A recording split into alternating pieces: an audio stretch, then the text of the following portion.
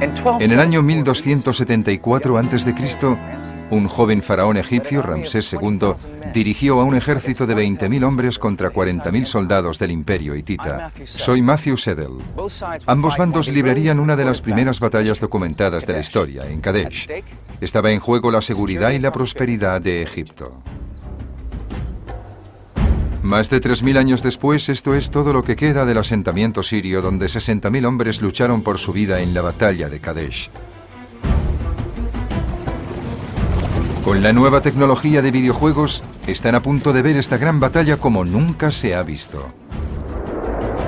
El inmenso número de soldados, la formación de las tropas, cómo lucharon y cómo se ganó la batalla. Contemplen la lucha como a los generales les habría gustado verla, ahora en batallas decisivas.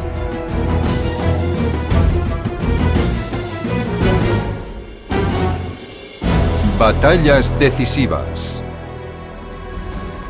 Hace 3.000 años, en el año 1274 a.C., Siria era un importante cruce de caminos, donde las rutas comerciales occidentales se encontraban con las orientales. La madera, el oro y las especias del este se cambiaban por el cobre y el latón del oeste. Siria había sido un campo de batalla a lo largo de gran parte de su historia. Era punto de encuentro de 3 continentes. No podía defenderse sola, ni constituir por sí misma un gran estado. Así que siempre era el objetivo elegido de las superpotencias de la época. Al sur estaba el poderoso Egipto, al norte el emergente imperio hitita. La ciudad de Kadesh estaba situada en la misma frontera de los imperios egipcio e hitita.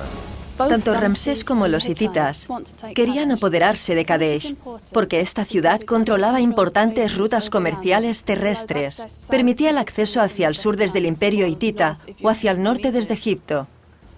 Durante casi 200 años, los egipcios y los hititas habían luchado por conseguir el control del centro de Siria. El feudo de los hititas se encontraba en las tierras altas de Anatolia, en la actual Turquía.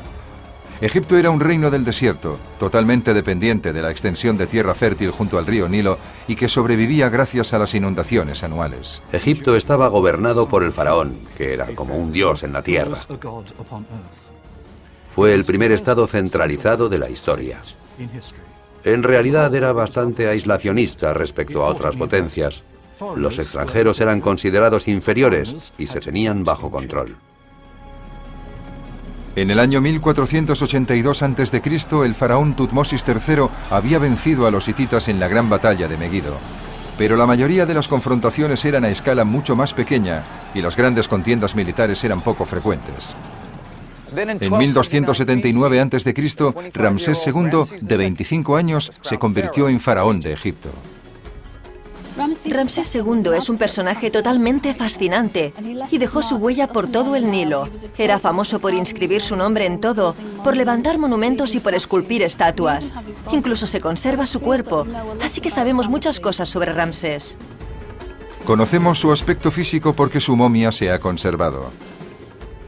Era alto para un egipcio, 1,70 m, y podría haber sido pelirrojo, como resultado del matrimonio de algún antepasado suyo con alguien de origen asiático.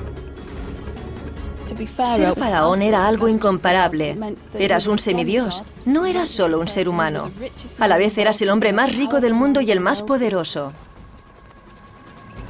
Ramsés ya tenía gran experiencia militar. Cuando era un joven príncipe, había luchado junto a su padre, Seti, en Libia y Siria.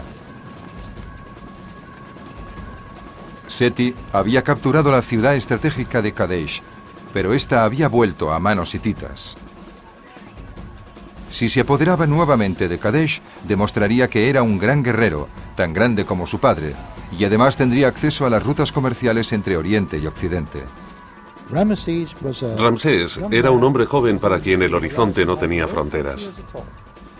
Decidió hacer lo que su padre no había podido lograr.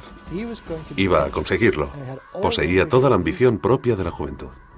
Ramsés II era un hombre joven con mucha ambición. No solo quería ser faraón, quería ser el faraón más importante que hubiera existido y existiría. Quería que los dioses supieran que él era el faraón más grande de todos los tiempos. El rey hitita Muwatalli, por su parte, tampoco llevaba mucho tiempo en el trono. Y se enfureció cuando Ramsés afirmó que iba a recuperar Kadesh, porque consideraba que le pertenecía. El padre de Muwatalli y el padre de Ramsés, Seti, habían luchado entre ellos. Ahora sus hijos resolverían definitivamente la confrontación. Muwatalli buscó tropas en todo su imperio y reunió uno de los ejércitos hititas más grandes jamás visto. 2.500 carros y 40.000 soldados de infantería. Creo que lo que hace que Kadesh sea tan interesante es que se enfrentaron dos personajes que pensaban ambos que eran invencibles. La estrategia de Ramsés no constituyó sorpresa alguna. Sus planes para capturar Kadesh se discutieron abiertamente en la corte egipcia. Si Ramsés II hubiese tenido televisión, se habría presentado en ella para decir: voy a capturar Kadesh y a echar a los hititas de Siria. No tengo ninguna duda de que las noticias que llegaban de Egipto le daban a Muwatalli una idea del carácter impaciente del joven faraón. Solo tenía 25 años. Creía que podía realizar cualquier empresa. Era impetuoso, no tenía paciencia. Muwatalli debía de estar frotándose las manos diciendo: bien, sabemos cómo enfrentarnos a este tipo de impetuosos. Las batallas siempre tenían lugar durante la primavera y el verano para que los ejércitos no carecieran de suministros. Los ejércitos de esa época se constituían en base a la infantería y a los carros. Los conductores de carros eran como los pilotos de cazas de la actualidad, los mejores soldados de la época. Ser conductor de carro era como ser piloto de pruebas o algo así. Era una tarea que los hombres querían hacer y que daba prestigio. Se podían conseguir grandes recompensas. Las mujeres se sentían atraídas por estos conductores. También tenían que abastecer y mantener sus propios carros y caballos. El carro era una importante arma de asalto, diseñada para penetrar entre las líneas de la infantería enemiga. Era al mismo tiempo una plataforma de tiro móvil, pues además del conductor llevaba a un arquero.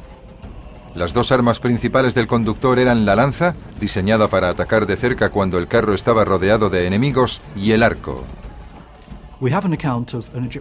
Hay un relato que habla de un faraón egipcio que usaba un arco que preparó y disparó, y sus flechas atravesaron un objetivo de cobre puro. Las flechas atravesaron el cobre y salieron por el otro lado cayendo al suelo. Eran armas que podían destrozar una armadura y ocasionar mucho daño. El carro estaba diseñado para aproximarse al enemigo, lo que quería decir que el enemigo podía a su vez atacarlo fácilmente. El carro egipcio tenía algunas ventajas sobre el hitita. Era más ligero y más maniobrable. Tirado por solo 2 caballos, transportaba al conductor y a un soldado. Desde el carro se usaban lanzas y arcos. Ambos bandos estaban bastante igualados en cuanto a armas. El soldado hitita llevaba una larga lanza de ataque y una pequeña daga. Y aunque ya se conocía el hierro, las armas de mano más comunes eran la espada curvada y el hacha de guerra, ambas de bronce. Los hititas representaban una fuerza formidable, pero no asustaban a Ramsés, que les llamaba afeminados a causa de su largo pelo. A mediados de abril del 1274 a.C., el ejército egipcio se reunió en la ciudad de Pi-Ramsés, en el delta del Nilo. El país debió sentirse aliviado, porque eso era lo que se esperaba que hicieran los faraones, que reunieran grandes ejércitos, demostraran la superioridad de Egipto y desfilaran triunfalmente. Desde allí tenían un mes de marcha hasta el campo de batalla en la llanura de Kadesh.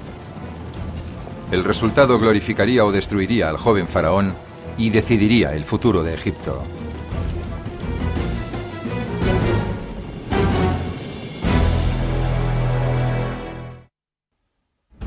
Año 1274 a.C., Ramsés II, el faraón guerrero de Egipto, se dirigía al encuentro del imperio hitita. Estaban en juego los tesoros de Siria y la seguridad de Egipto. El ejército egipcio se dividía en 4 cuerpos. Cada uno tenía 4.000 soldados de infantería. Otros 1.000 hombres se ocupaban de los carros de cada uno de los cuerpos. En la época de Ramsés, el ejército egipcio se dividía en 4 grandes cuerpos. Llevaban el nombre de algunos de los principales dioses del reino. Los cuerpos eran los de Amón, de Tebas, de Ra por el dios del sol, de Heliópolis, de Set por el dios de las tormentas del delta del Nilo, y de Petá, el dios creador. Cada cuerpo estaba dirigido por un general con el faraón como comandante en jefe. En la batalla, esos hombres formaban una especie de falange, con las tropas experimentadas en la vanguardia y los nuevos reclutas en la retaguardia. Al marchar, los cuerpos no se agrupaban juntos como un solo ejército, sino que se movían como unidades independientes durante kilómetros y kilómetros, a menudo por el desierto. Este sistema había evolucionado porque los egipcios casi nunca libraban grandes batallas. Sus guerras cortas y localizadas solían librarlas con un solo cuerpo. Además, separadas en una zona amplia, era más fácil para el ejército alimentarse de lo que el terreno proporcionaba. Los regimientos de Amón, de Ra, de Petá y de Set necesitaban cada uno un radio de unos 2 o 3 kilómetros mientras atravesaban Canaán y Galilea. El ejército egipcio se dirigía hacia el norte, mientras una división de élite, creada a partir de los 4 cuerpos, iba por la costa.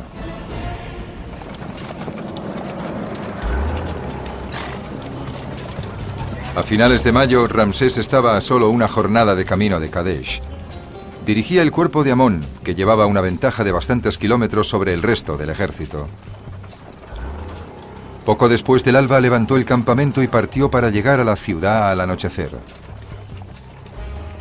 Aunque los dos soberanos sabían que la batalla iba a librarse, ninguno de ellos sabía exactamente cuándo comenzaría ni dónde se encontraba el ejército enemigo. Esa misma noche los soldados de Ramsés encontraron a 2 beduinos que, al ser preguntados sobre el ejército hitita, dijeron que no lo habían visto. Cuando Ramsés supo que los hititas no estaban cerca, creyó que sus mejores deseos se habían hecho realidad. Allí estaba Kadesh. Podía entrar y tomarla. Ramsés se sintió aliviado. Tenía tiempo suficiente para que sus hombres comieran y descansaran y esperar la llegada de los otros cuerpos. Montó su tienda y se sentó en un trono de oro. Pero le aguardaba una gran sorpresa. A la mañana siguiente, sus hombres capturaron a 2 exploradores hititas que al principio se negaron a hablar. Pero tras un duro interrogatorio fueron llevados ante Ramsés y confesaron la verdad. El ejército hitita no estaba a días de distancia. Eran más numerosos que la arena a orillas del río y estaban esperando tras una colina cercana. Ramsés quedó horrorizado.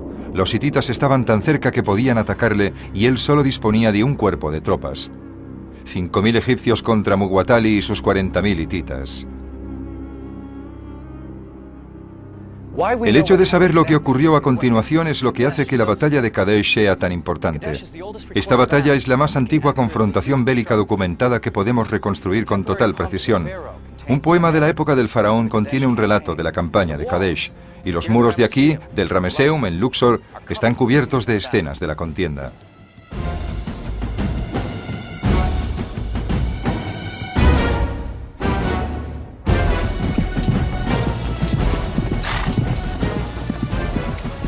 Ramsés envió mensajeros a los otros 3 cuerpos para ordenarles que se apresurasen a ir a su encuentro en Kadesh.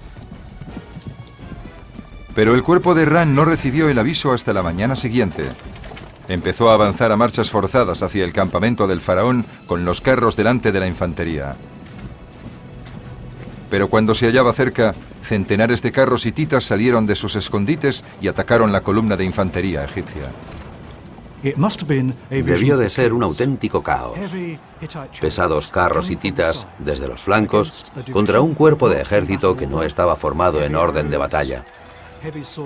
Innumerables flechas, espadas pesadas, gritos que helaban la sangre y una muerte repentina que caía desde el cielo. El cuerpo de Ra se vino abajo. Muchos soldados tiraron sus armas y escaparon. Los hombres que debían rescatar al faraón habían huido. Ramsés estaba atrapado con solo una cuarta parte de sus tropas. Era cuestión de tiempo que el ejército hitita lo venciera.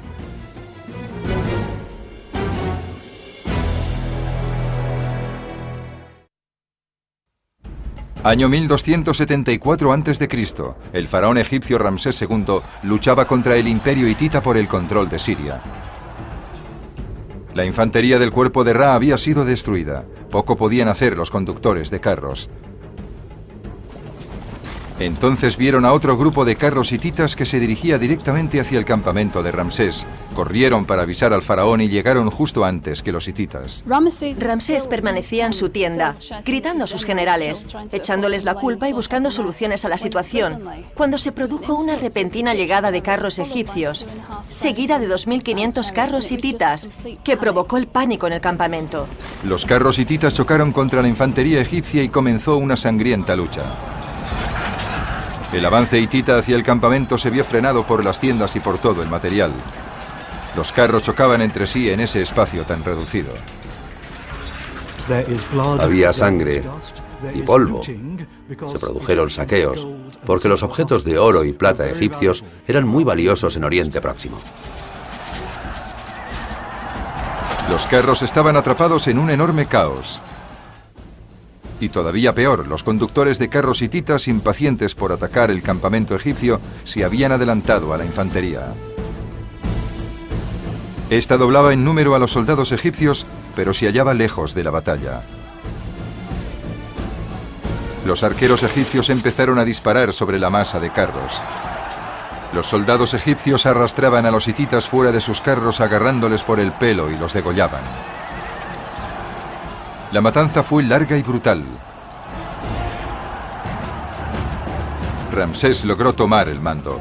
Dirigió los carros egipcios restantes fuera del campamento, ordenando que se colocaran en forma de arco para contraatacar a los hititas. Solo podía hacer dos cosas. Una era esperar a que aparecieran los refuerzos. La otra era atacar directamente las líneas hititas y demostrar así que no tenía miedo. Ramsés era ingenuo, estaba equivocado en muchas cosas, pero era un hombre valiente. Rezó al dios guerrero que identificaba con su padre y le rogó que no le abandonara en ese crucial momento. Después atacó. La suerte decididamente estaba al lado de Ramsés. Justo entonces llegaron los carros de la división de élite que venían por el camino de la costa y se unieron a la batalla. Se habían adelantado, dejando atrás a la infantería. Ramsés pasó de estar en una posición de clara desventaja a disponer de tropas de élite en la lucha, que desconcertaron a los hititas, pues no conocían su presencia en la zona. De repente, el escenario de la batalla cambió por completo, porque los hititas no tenían ni idea de cuántas tropas egipcias más había en los alrededores. Los grupos de carros hititas estaban exhaustos y caían destrozados por las potentes flechas de miles de arcos egipcios.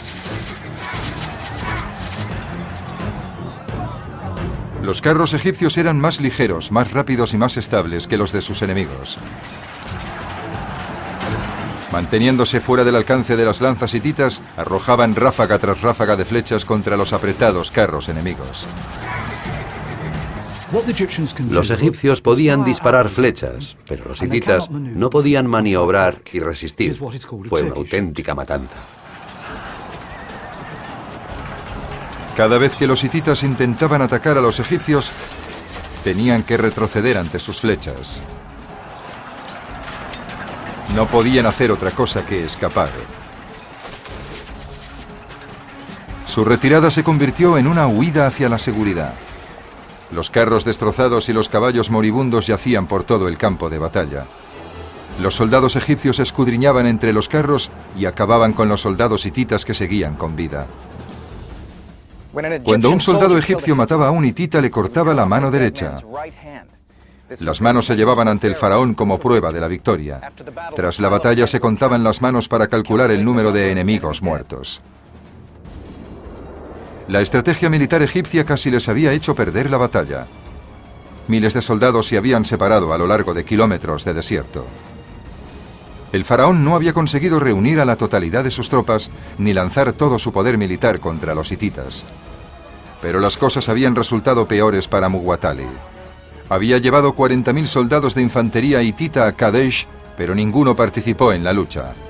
Tanto él como Ramsés habían librado una batalla completamente diferente a la que habían planeado.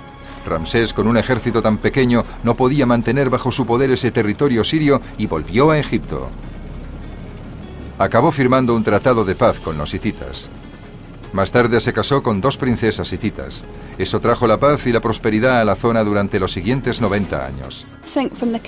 Creo que a partir de las inscripciones de la batalla de Kadesh, podemos saber que Ramsés se apartó de la mitología, dejó de ser un semidios y se convirtió en un hombre asustado en un campo de batalla que logró salir de esa situación tan peligrosa.